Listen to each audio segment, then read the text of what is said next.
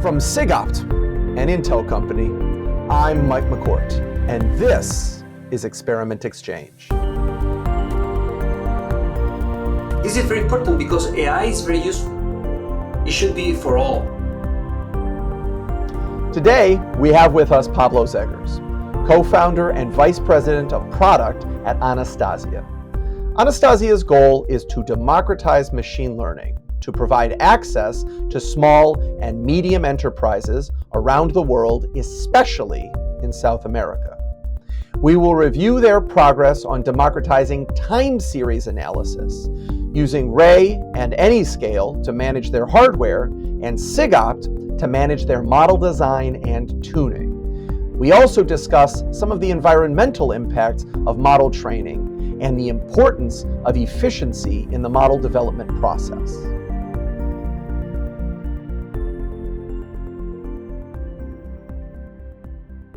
Ladies and gentlemen, thank you for joining us today. We have an outstanding opportunity to chat with Dr. Pablo Zegers, who is the co-founder and vice president of product at Anastasia AI. How are you doing today, sir?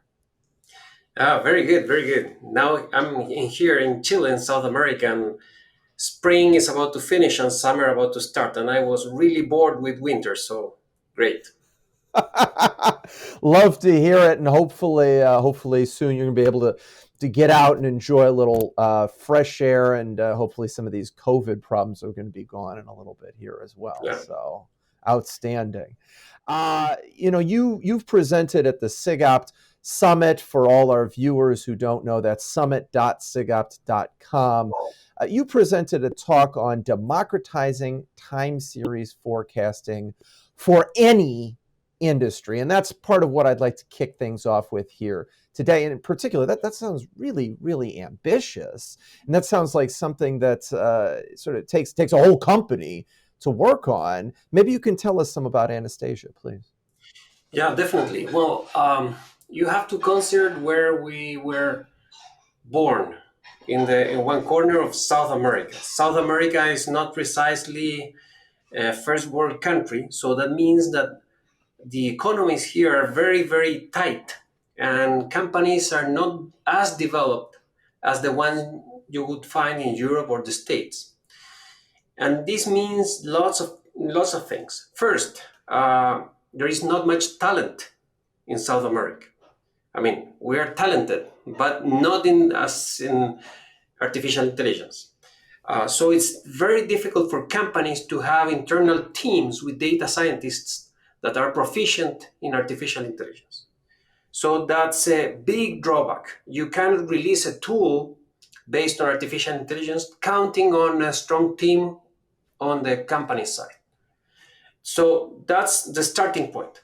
The second point is that because of the lack of talent, companies don't have an internal culture related to developing technology. They're mostly used to buying technology from Europe and the States and using it.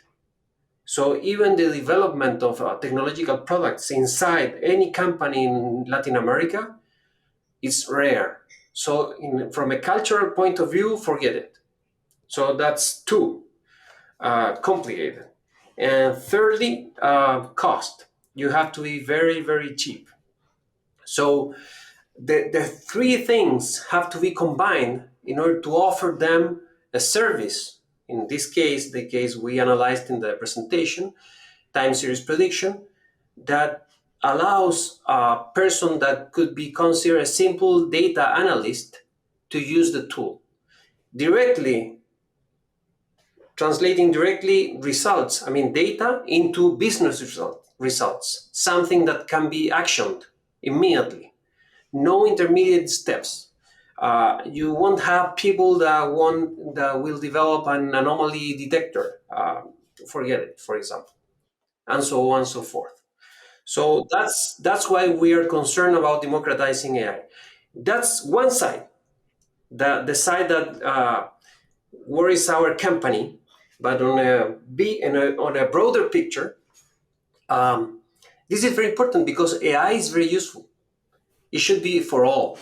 And if we don't do this, all these companies are going to be left behind. So we see this as a social role we are also accomplishing with the company. We are helping these companies to jump into the AI age. And from this point of view, this is like David and Goliath, this old story. We are more like David in the sense that we're a small company in South America. The least we can do is to offer very good results to our customers. Absolutely. And most of the machine learning models are, for example, as I told everybody in my presentation, strongly dependent on the random seeds you use for training. And if we use SigOpt combined with specially designed machine learning architectures, we can guarantee our customers that our results are the best you can get. That's the Excellent. least we can do. Um, That's exciting. we also we also say that SigOpt is like an life insurance for our company because it reduces the error and guarantees us that we are doing the best according to the state of the art. So we can go to a customer and compete with another supplier, and we will be sure that our results are going to be really, really good. So Excellent. that's it. That's something that, as somebody who's been on the research team at SigOpt for many years, it's really exciting for me to hear that you're able to not only use SigOpt very effectively, but then have that confidence to take it as a key point of value to your customers, and feel confident in its success. So that's outstanding. I'd like to dive into a couple of the different points that you talked about here, and this idea that some of your customers, especially you've talked about the small and medium-sized enterprises, that some of them don't have the AI savvy or the wherewithal to be able to execute on this. Have you seen any sectors that are more AI savvy or some that are less AI savvy? Have you seen any variation, or is it pretty uniform across the board? What I've seen here is that in retail, you have more developed teams. Also in the finance areas, because they have the money in order to hire the best people around. Mm-hmm. So I would say those two are large enough to have more complex teams inside. So I see. yeah, that would be it. But for example, if you go to mining, if you go to small companies, forget it. I mean, they are dealing with forecasting errors, really, really large forecasting errors. And they are not even concerned about artificial intelligence. They are just concerned about reducing the error from 50% to 20%, which is still a lot. But for them, 30% less of error means saving a lot of money, means the monthly margin, means staying alive. You have to consider that in an average, an SME, small and medium enterprise, has the cash in Latin America enough and only enough to work for 1 month. Gotcha. So we're talking about life and death. Absolutely. In the world in general, you have less than 1 million large companies and more than 150 million SMEs. So we're talking about a lot of companies.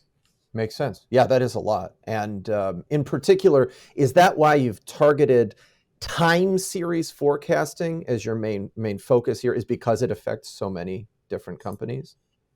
That's our starting point, because we actually have a platform that allows us to assemble in a modular system like these kids game Legos. Oh, yes. In a modular system, we can assemble machine I see. learning models Gotcha. with business rules and package a solution. And the first one we have developed is this time series prediction system. But we are on building right now anomaly detectors, recommender systems, blah, blah, blah. Because we have realized that this is not about time series. This is about using AI to model the entire company. Mm-hmm. And once you have this mathematical model of the company, you can question the model. For example, what's the reaction of the company if this context variable changes? Sales are increased. Or look at the relation between these two things. The other thing that's very important to consider is that most of these companies do not control anything. What I mean is the following. In any company that's relatively well run, everything is fixed, saved for the context variables. For example, if the exchange rate between dollar and euro changes, this company is going to suffer. But the company cannot affect the exchange rate. So it's basically a cork floating on a macroeconomic ocean. So if you predict the ocean, you will know more about the company. I see. I see. That is an incredible vision, a very grand vision for many of these companies. But you're right. If they have the ability to harness this power, they can do some better predictions and be more confident in their ability to do business. Very exciting. I'm almost scared to ask, but what role has SigOpt played in this grand vision of yours in this mix? The following: we know that we are headed to offering our customers reinforcement learning because they want to optimize their decision-taking process. Makes sense. Okay? And that means a lot of artificial intelligence training behind. And as you see in the recent literature, if you don't have precise, exact, consistent results, everything is just garbage. So if you get SigOpt, if you're confident that the model you're using is the best you can use within a reasonable use of the resources you have, then you can be more confident about the results. I mean, this is like building a foundation. If your foundation is fuzzy, is weak, well, you're going to get garbage on the output. My father, he's an architect, and he designs buildings in order to stand earthquakes. And I helped him to develop all his software. And in his case, he produces lots of numbers. So I learned that when you have lots of numbers, it's very easy to get lost there. You're not going to see anything. Well said. So if you're not building a strong, robust base, which is what we have done with SigOpt, because we are therefore choosing the best models, we wouldn't be able to move forward in complexity, in terms of complexity of the solutions. So Makes it's sense. pretty straightforward for me. Makes sense. I love to hear that. Has there been an element, not just of sort of this optimization process, but also any of the analysis of the models or any of the visualizations in SigOpt? Have any of those proved useful to you? Oh yeah, definitely. One of them is when I use the combined metrics, performance versus the cost, for example, I got a Pareto barrier. So I was able to see that I was able to choose between complexity and performance. And that means that immediately, maybe this is too deep into the technical details, but it gives me the possibility of starting with very simple architectures and then adding complexity in order to achieve the higher performance. Mm-hmm. So it indicates that there is a way you can follow from simple to complex. Mm-hmm. And it was the first time I was able to visualize that in the SigOpt dashboard, for example. I see. That's one thing. I loved it. And the second one, I really liked it, is the parameter importance. Because as I said in the presentation, if you're in a windy road driving a crappy car, the problem is the road and the car. The car shouldn't be the problem. It should be only the road. So if in the parameter importance list, you see that the data related hyperparameters are at the bottom of the list, then you know that your model is not very good because your model is causing lots of problems. It's obscuring the search of a solution. Fair enough. So that's another good thing in order to understand whether we're using a bad or a good model.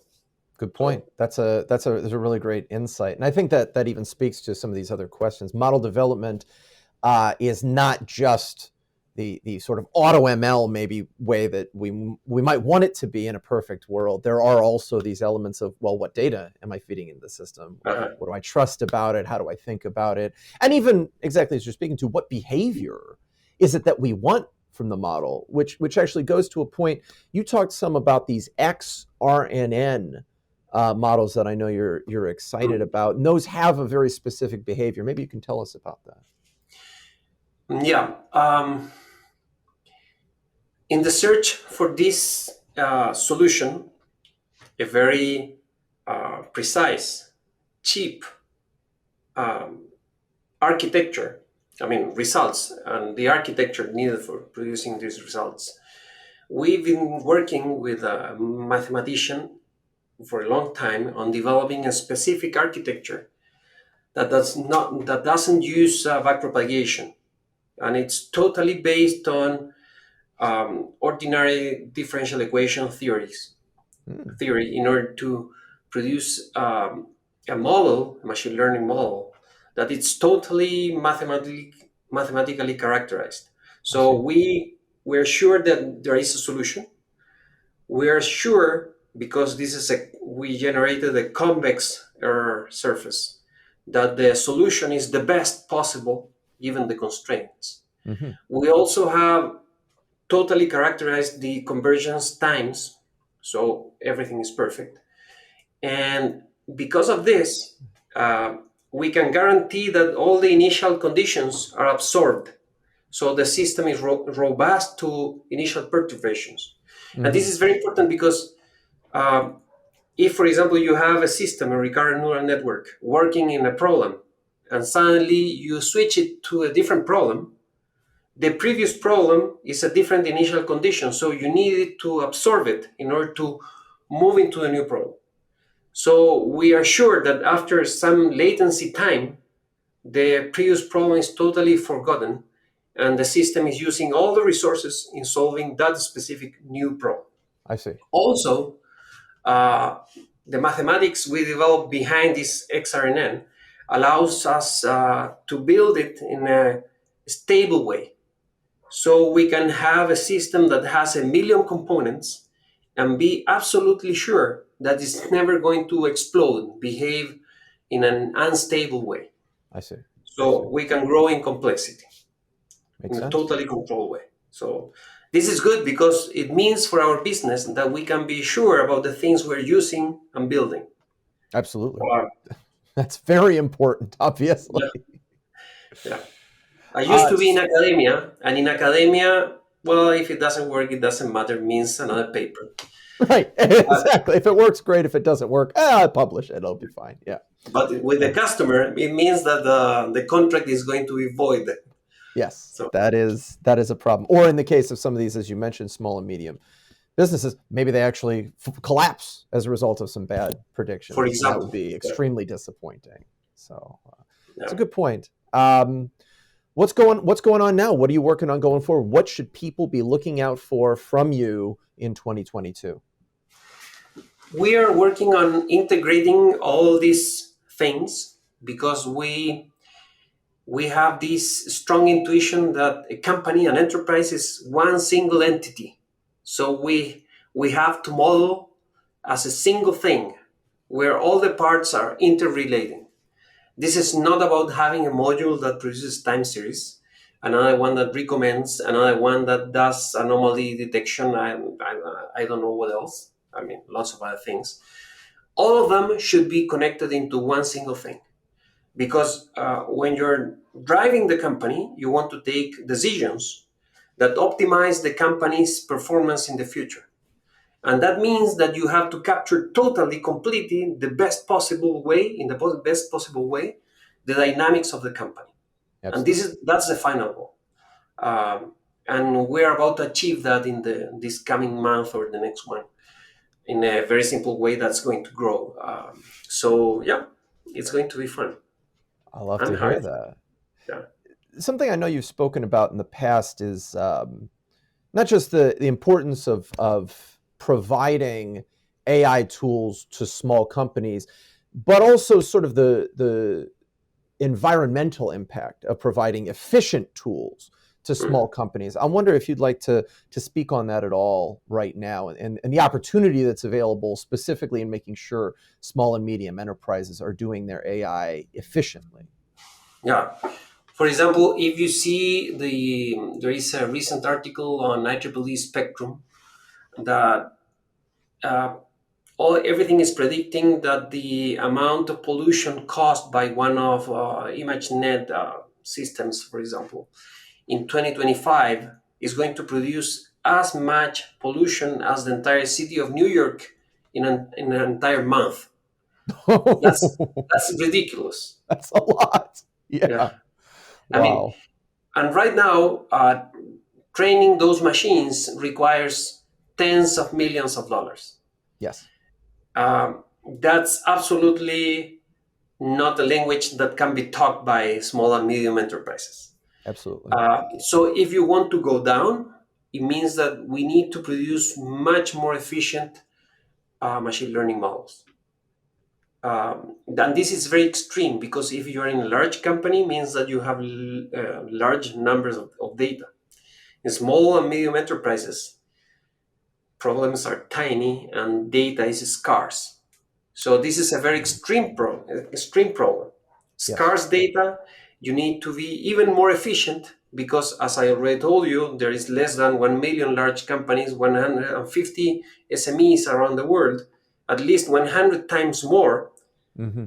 If we're going to use the same models we're using with large companies in SMEs, we are going to burn the entire planet down. Yep. So, Yep. Very fast. That's very a good fast. point. And that's not the idea. So that puts on a strong pressure on us for studying and producing much more efficient algorithms. And Absolutely. we're working on that. Yeah.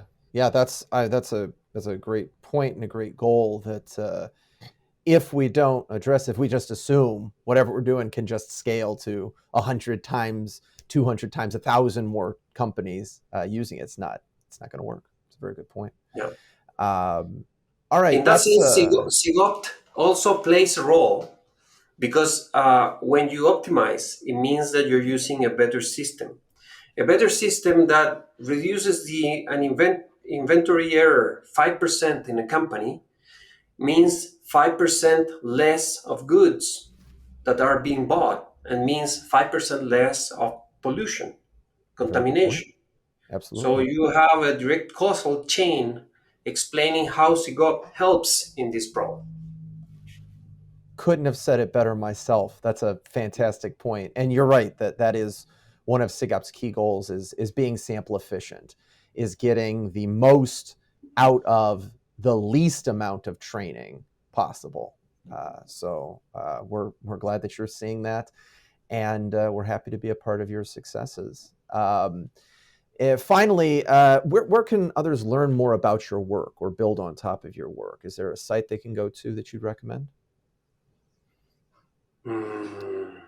Within Anastasia.ai, perhaps?